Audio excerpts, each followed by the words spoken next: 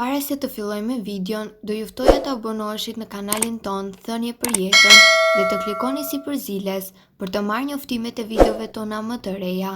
Faleminderit. Kjo ndodh nëse fusni thelpi hudhre poshtë gjuhës për 30 minuta. Sipas traditave kineze, disa njerëz fusin thelpi hudhre poshtë gjuhës në gojën e tyre për rreth 30 minuta duke e thithur atë. Mund të duket paksa e çuditshme, por kjo në të vërtetë mund të ndihmojë shumë organizmin tuaj.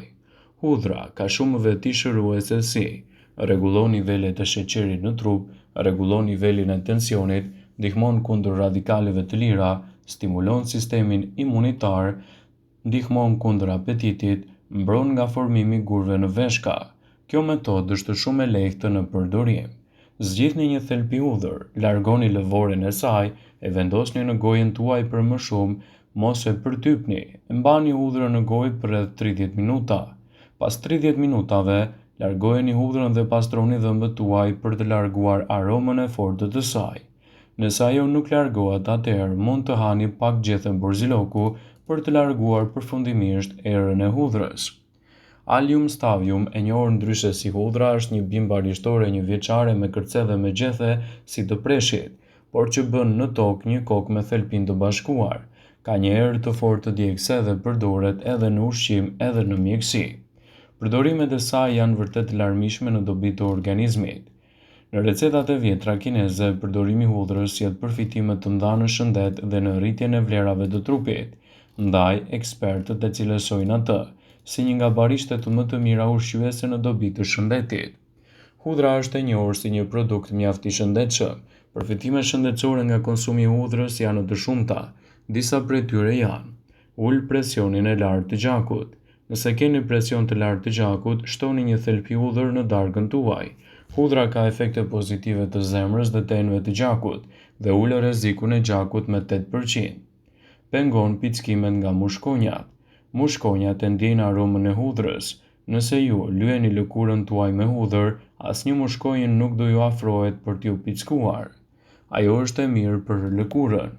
Hudhrat përmbajnë shumë antioksidantë të cilët kanë veti të mira antiinflamatore, plus hudhra gjithashtu ka veti antibakteriale që do të thotë se ka funksione më të mira dizinfektuese dhe shëruese.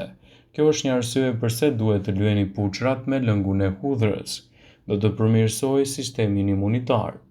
Hudhra është e mirë për sistemin imun. Studimet nga Universiteti i Mjekësisë së Marylandit zbuluan se nëse hani çdo ditë një thelpi hudhër për 12 javë, do të përmirësoni ftohjen me 63%. Do të pengojë rënien e flokut. Hudhra nuk lejon që të bien flokët. Ju mund të aplikoni hudhrën në kokë duke aplikuar në flok. Duhet të dini që hudhra nuk ndalon rënien gjenetike të flokut, por mund të ndihmojë nëse ju bie floku nga mungesa e vitaminave, por gjithashtu do të japë rezultate mjaft të mira për shëndetin tuaj. Hudhra, një përbërës i zakonshëm në kuzhinë në mbar botën, njihet edhe për shijen dhe aromën e saj të veçantë, por virtytet e saj nuk kufizohen vetëm tek shija. Në fakt, ky ushqim është një erëz e shijshme dhe gjithashtu një aleat i fuqishëm për shëndetin ton, veçanërisht për zemrën.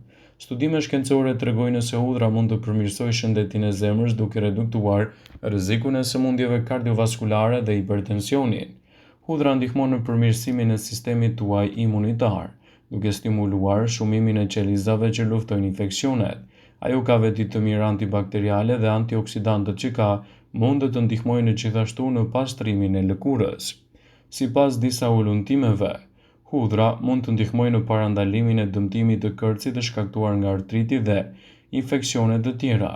Konsumi i hudhrës në sasinë e duhur mund të ndihmojë në rregullimin e presionit të gjakut, fal veprimit të saj të qelizave të kuqe të gjakut që konvertojnë squfurin në hudhër në gaz sulfit hidrogjeni, duke zgjeruar enët e gjakut. Hudhra mund të ndihmojë në largimin e disa bakterieve të tilla si Salmonella dhe Escherichia coli, që çojnë gjithashtu edhe në helmim nga ushqimi.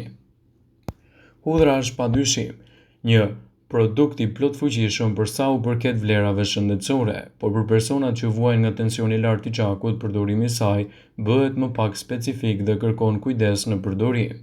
Problemet me presionin e gjakut që shkaktojnë tension ndahen në 2 lloje. në ato me hipertension që kanë të bëjnë me presionin e lartë të gjakut dhe tension të ulët që kanë të bëjnë me uljen e presionit të gjakut. Sipas Brightside, do ju sjellim në këtë video disa informacione me vlerë që lidhen me ndikimin e udhërës në të dyja këto rastet, kur është më efektive dhe rastet kur nuk duhet ta konsumoni. Hudhra për tensionin e lartë të gjakut. Përdorimi i hudhrës për trajtimin e tensionit të lartë të gjakut është një nga recetat më të lashta popullore. Kur trupi rrit prodhimin e një enzime të quajtur angiotension, e cila ndikon menjëherë në rritjen e presionit të gjakut. Zemra pompon gjakun më fort nëpër arteriet e trupit, çka jo vetëm që mund të dëmtojë arteriet, por mund të krijojë gjithashtu depozita të rrezikshme të kolesterolit të dëmshëm. Lënia pas dore e këtij problemi mund të sjellë sulm në zemër, goditje, por edhe probleme të tjera kardiovaskulare. Pavarësisht se hudhra është e jashtëzakonshme dhe shumë efektive në uljen e tensionit të lartë, sasia e konsumit të saj nuk duhet tepruar sepse mund të çojë në uljen e tensionit duke krijuar një sër probleme shëndetësore. Sasia e rekomanduar nga ekspertët mjekësorë të cilëve u referohemi sipas Healthline është nga 1 deri në 1.5 gram hudhër në ditë, ose çereku një thelpi hudhre. Sipas rekomandimeve, hudhra duhet të përtypet e freskët dhe nuk duhet të jetë e gatuar. Përtypja e hudhrës së freskët do të çlirojë një mekanizëm të alicinës, e cila gjithashtu ndikon në uljen e presionit të gjakut.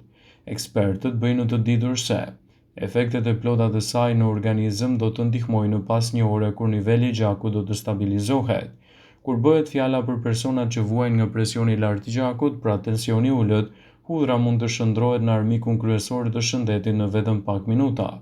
Siç bëhet e ditur edhe nga informacionet e mësipërme, konsumi i hudhrës është kategorisht i ndaluar për personat që vuajnë nga tensioni i ulët, pasi mund të ndikojë drejt për së drejti në shëndetin e tyre dhe të rëndojë gjendjen e tyre. Konsumi i hudhrës, përveç benefiteve që i shkakton organizmit, shkakton edhe disa probleme.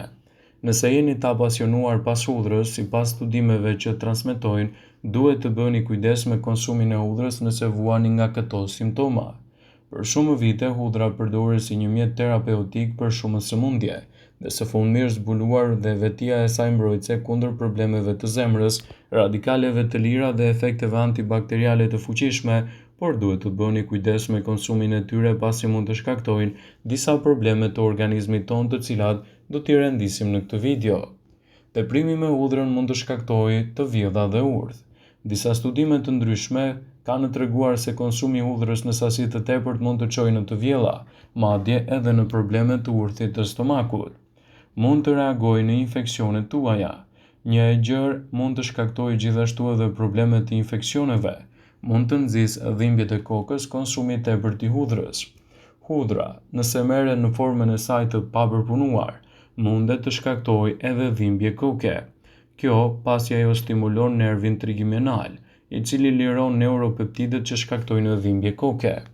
Mund të shkaktojë skuqjet e lëkurës. Ushqimi i hudhrës mund të çojë në një acarim të lëkurës dhe në skuqjet të tyre. Era e keqe. Mungesa e higjienës personale mund të mos jetë shkaku i vetëm i erës së keqe. Edhe konsumi i hudhrës do të ndikojë gjithashtu edhe në problemet të shëndetit tuaj. Prandaj duhet të tregojeni të kujdesshëm që ajo të mos kontribojë në një erë të keqe të gojës. Hudhra është e pasur me element të mirë të sqafurit jodit, silicit dhe të tjera. Hudhra përmban alicin, element që stimulojnë në qarkullimin e gjakut dhe vrasin bakteriet. Ajo është e pasur me acide dhe gjithashtu përmban edhe element të kalciumit, bakrit, kaliumit, magnezit, selenit, zinkut, vitaminës A, B1, C, acideve yndyrore dhe të tjera. Përfitimet që do të merrni nga konsumi i hudhrës janë me veti antiseptike, hipotensive, kundër kolesterolit dhe diuretike. Është e mirë që të konsumoni 1 deri në 2 thelpi hudhër në ditë dhe asnjëherë përpara gjumit, në mënyrë që efektet të mos jenë negative për shëndetin tuaj. Pasi ta dëgjonit këtë video, do ju ftoja t'i bënit like dhe ta shpërndanit atë në profilin tuaj në mënyrë që do informohen dhe miqtë tu. Vëmendje, informacionet në këtë video kanë për qëllim që të plotësojnë, të mos zhvendësojnë në këshillat nga mjeku juaj ose ofruesi i kujdesit tuaj shëndetësor, dhe nuk kanë për qëllim që të mbulojnë të gjitha përdorimet e mundshme, masat paraprake ndër veprimet ose efektet e tyre negative që mund të krijohen në shëndetin tuaj.